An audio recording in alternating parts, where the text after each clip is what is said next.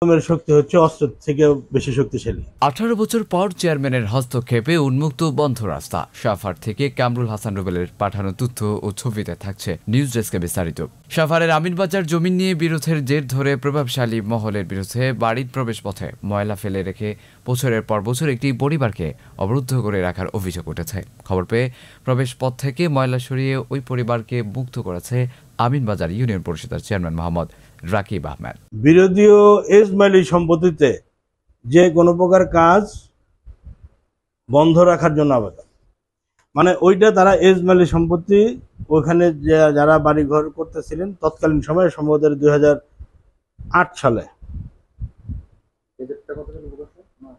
9, মানে এটা 8 সালে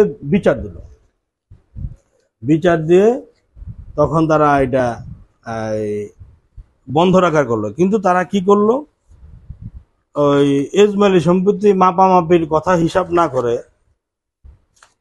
তারা একটা রায় প্রদান করলো গেজেট হওয়ার পরে।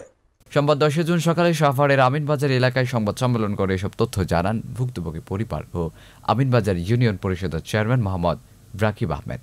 সংবাদ সম্মেলনে ভুক্তভোগী সার্ভার আহমেদ বলেন, 300 বছর পুরনো আমাদের কয়েকটি প্রাচীন বাড়ি রয়েছে। সেখানে আমাদের দেওয়ান কমপ্লেক্স ও একটি প্রাচীন মসজিদও রয়েছে।